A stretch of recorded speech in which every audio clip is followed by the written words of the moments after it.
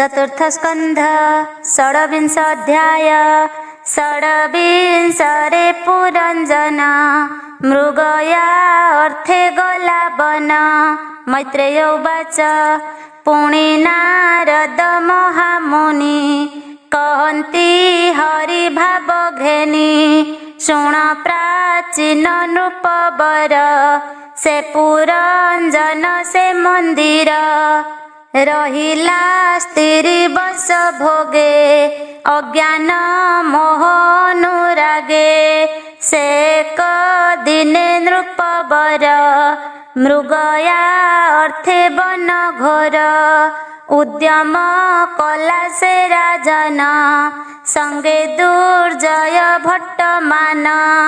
रथ आरोही शीघ्र गति अरण्ये प्रवेश नृपति। से पुरंजन दिव्य जान अति सुंदर निरूपम।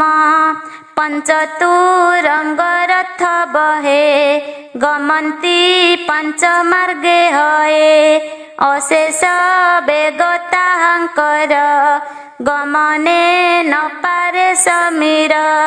सेवेनी चक्रे शोभावना एकई अखे निबंधना। ध्वज त्रिवर्ण रूपे साजे से रथ उपरे विराजे। पंचबंधने सुशोभित एक सारथी तेजवंत। एकई नीड़ शोभावना से राजा बसिबासना। सेवेनी कुबरे शोभित पंच प्रहरण संयुत। सप्त आवरण संगति ए रूपे से रथे शोभन्ति। से हेम भूषणे शोभना संजुआ पिंधि से राजना। बसिले मनोज्ञ विमाने देखि संकंति रिपुजने। अक्षय तुणीर बांधिणा भूपति अति हरसेना। से एकादश सेनापति संगते करीण नृपति। चलन्ति अत्यंत हरसे दिग विदिग चाहि तो से।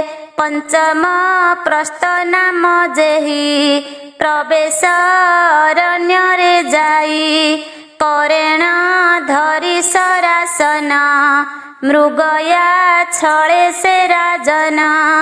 छाड़िता प्रियवती नारी एकाकी गला न विचारी। आसुरी बुद्धि धरि राये कठोर निर्दय हृदये। नाही ता अनुग्रह चिते मृगया छळे विमोहिते। निशित बाण सरासन बधिला वन्य पशु मान। से राजा होई पंडित करे दोषी जीव हत। जे प्राणी जीव बद्ध करे से पशु जोनि रे बिहरे। से नृप ज्ञान धम तार आयुष बुद्धिहीन। अज्ञाने जे जीव मारे से राजा नरके संचरे। जे पितृ देव श्राद्ध अर्थे पशु बधिव वेद मते। तेबे हे पशु बद्ध तार केवल दुख मात्र सार। जे वेद कर्म न करन्ति से आत्मा बधे भागी हन्ति। जे विधिहीने यज्ञ करे से प्राणी संसारु न तरे। अज्ञाने धर्म मार्ग हुड़े जाचित पशु बधे बढ़े। ताहार मोक्ष काहुआर मनुष्य जन्म होए दूर। से पशु जोनि रे भ्रमई जातना कर्म न छाड़ई। पशुर देहेर मजेते जन्मल भई से ही मते एहा न जानी नृपवर से पशु बधिला पार ताहार घोर तीक्ष्ण बाणे पशुए लभिले कषणे बराह गयळ हरिण शशा महिष पशुगण मेध्य मेध्य पशु जेते इत्यादि जीव जे बनस्ते एमन्ते नाना जीव मारी से धर्म पथन विचारी वन भ्रमणे नृपवर बहुत श्रम हेला तार क्षोभित क्षुधा तृषाकुले आत्मा पीड़ित श्रम बळे सत्तरे सदने प्रवेश स्नानादि भोजन सुबेश सुशांत करीण शरीर अति आनंदे नृपवर सुगंध द्रव्य पुष्पमाळ भूषित हेला महिपाळ खंजिण नाना भरण सोकाम भोगे नृपराण इच्छई पत्नीर संगति अनंग पीड़ारे नृपति प्रवेश अंतपुरे जाई पत्नी विषय मने ध्याई सकल पुरे से राजन पत्नी की लोड़ई उत्सन्न न पाई से निज जुवती सखी कुराई पचारती विषादे पुछई राजन सुण गोए मोर बचन मो प्राण सखी छंती काहीं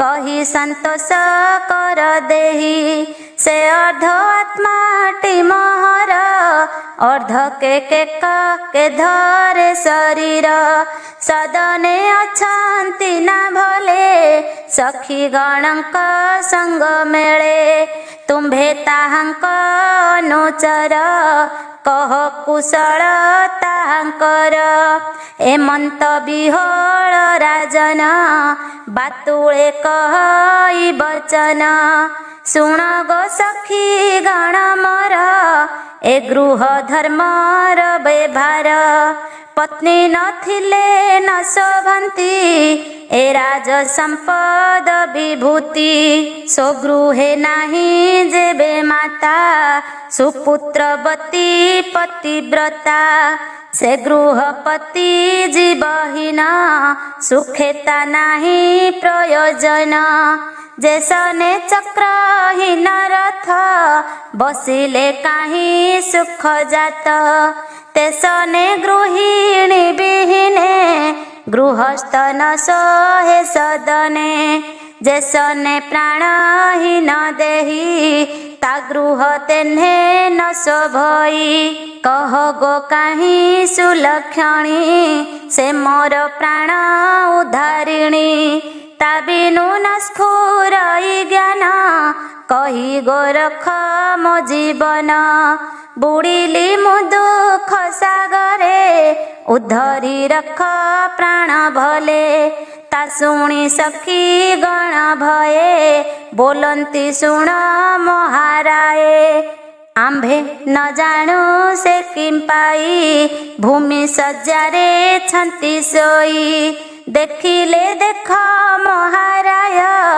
आंभे न जानू अभिप्राय शुणीन सत्तरे राजन अंतपुरे कला गमन रानी की देखी से राजन सत्तरे कला लिंगन भूमिरु कोଳରେ बसाई अनेक चाटु वाक्य कही कामिनी दुख विमोचने कहे काकुस्थ भय छने भो सखी मुझे अपराधी तो संग तेजी मु दुर्बुद्धि मृगया छळे बने गली एणु दुखित तते कली तु क्षमा न कले सुंदरी मु प्राण न पारिबि धरी पति विनय वाक्य शुणी मानन तेजे से मानिनी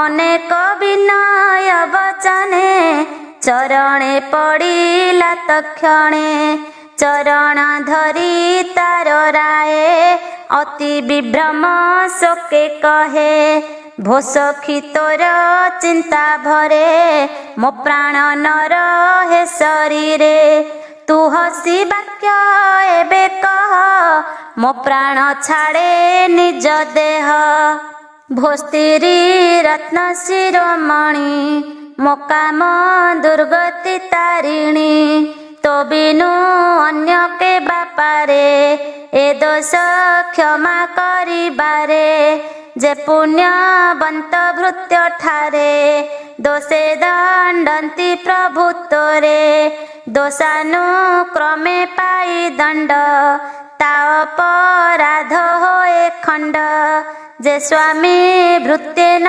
दंडन्ति कपट भाव तांक मति से नित्य भय दुख सहे दुखे दहे सेवक भाव काहि रहे स्वामी सेवके जेबे दंडी दियंती अनुग्रहे मंडी ताजेबे भृत्य न बुझई से मूढ़ अधमटई ताहार काहि ज्ञान बुद्धि चिंता विभ्रमे निरवधि देशने पिता अभिमाने बालक रोदे भय छने से पुत्र दोष न धरन्ति पुणी बालके आश्वासन्ति से रूपे मोर अभिमान भो सखी कर तु मोचन मुझे तो हर निज